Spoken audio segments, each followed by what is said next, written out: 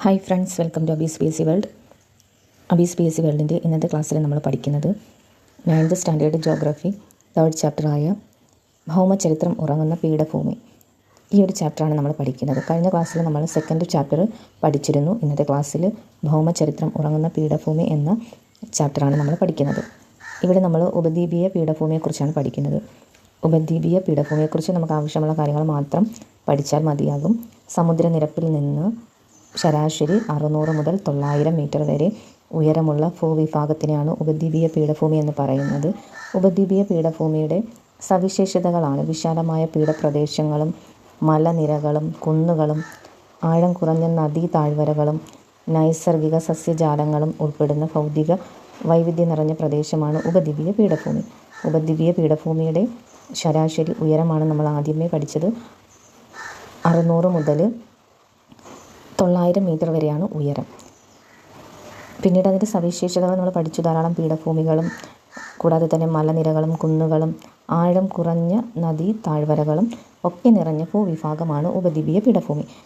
ഉപദ്വീപീയ ഇന്ത്യയുടെ സിംഹഭാഗവും ഉൾക്കൊള്ളുന്നത് ഈ ഒരു മേഖലയിലാണ്. അതുകൊണ്ടാണ് ഇതിന് ഉപദ്വീപീയ പീഠഭൂമി എന്ന പേര് കിട്ടിയത്.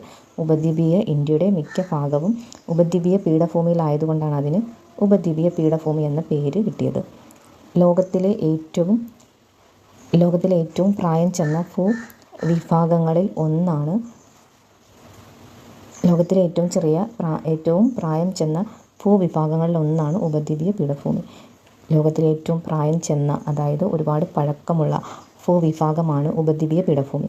ഇന്ത്യയിലെ ഭൂപ്രകൃതി വിഭാഗങ്ങളിൽ ഏറ്റവും വിസ്തൃതമായ ഉപദ്വീപീയ പീഠഭൂമിയിലെ ഭൗതികവും ജൈവ വൈവിധ്യത്തെക്കുറിച്ചാണ് നമ്മൾ ഈ ഒരു ചാപ്റ്ററിൽ പഠിക്കുന്നത്. ഇന്ത്യയിലെ ഭൂപ്രകൃതി വിഭാഗങ്ങളിൽ ഏറ്റവും വിസ്തൃതമായതാണ് ഉപദ്വീപീയ പീഠഭൂമി. അതിനു മുമ്പ് നമ്മൾ പഠിച്ചത് ലോകത്തിലെ ഏറ്റവും പ്രായം ചെന്ന ഭൂവിഭാഗങ്ങളിൽ ഒന്നാണ് ഉപദ്വീപീയ പീഠഭൂമി.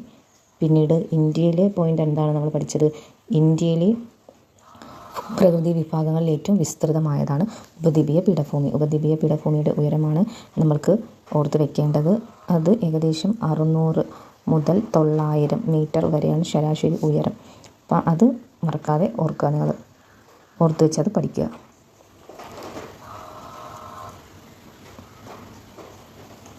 ഉയരം പഠിച്ചു കഴിഞ്ഞു. ഇനി നമുക്ക് പീഠഭൂമി എന്നാൽ എന്ത്, അത് പഠിക്കാം. എന്താണ് പീഠഭൂമി എന്ന് പറഞ്ഞാൽ എന്താണ്? പീഠഭൂമി ചുറ്റുപാടിൽ നിന്ന് ഉയർന്ന് സ്ഥിതി ചെയ്യുന്നതും ഏറെക്കുറെ നിരപ്പാർന്നതും അതിവിശാലമായതുമായ ഉപരിതലത്തോട് കൂടിയതുമായ ഭൂപ്രദേശങ്ങളാണ് പീഠഭൂമികൾ.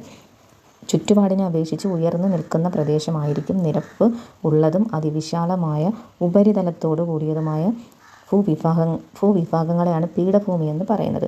ഇനി നമുക്ക് പീഠഭൂമികളെ 3 തരം തിരിക്കുന്നുണ്ട്. പർവ്വതങ്ങളാൽ വലം ചെയ്യപ്പെട്ടവ, പർവ്വത അടിവാരങ്ങളിൽ സ്ഥിതി ചെയ്യുന്നവ, വൻകര പീഠഭൂമികൾ. ഇങ്ങനെയാണ് പീഠഭൂമിയെ നമ്മൾ തരം തിരിക്കുന്നത്. പീഠഭൂമി എന്താണ്? ചുറ്റുപാടിൽ നിന്ന് ഉയർന്ന് സ്ഥിതി ചെയ്യുന്നതും ഏറെക്കുറെ നിരപ്പുള്ളതും അതിവിശാലമായ ഉപരിതലം. അതാണ് പീഠഭൂമിയുടെ പ്രത്യേകത. 3 പീഠഭൂമികളെ തരംതിരിക്കാം.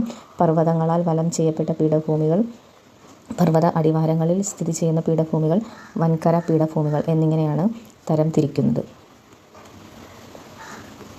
പടിഞ്ഞാറ് പശ്ചിമഘട്ടവും കിഴക്ക് പൂർവ്വഘട്ടവും അരികുകളായുള്ള ഉപദ്വീപീയ പീഠഭൂമി ഉത്തരേന്ത്യൻ സമതലത്തിന് തെക്കായി സ്ഥിതി ചെയ്യുന്നു. അപ്പോൾ ഉപദ്വീപീയ പീഠഭൂമിയുടെ പൊസിഷനാണ് ഇവിടെ പറയുന്നത്. പടിഞ്ഞാറ് പശ്ചിമഘട്ടമുണ്ട്, കിഴക്ക് പൂർവ്വഘട്ടമുണ്ട്, ഉത്തരേന്ത്യൻ സമതലത്തിന് തെക്കായാണ് ഉപദ്വീപീയ പീഠഭൂമി സ്ഥിതി ചെയ്യുന്നത്. കളർ വേണ്ടെങ്കിൽ നമുക്ക് വായിക്കാം. പടിഞ്ഞാറ് പശ്ചിമഘട്ടമാണ് കിഴക്ക് പൂർവ്വഘട്ടം.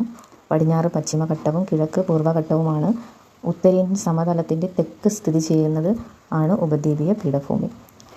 അതിൻ്റെ വിസ്തൃതി എത്രയാണെന്ന് പഠിക്കാം.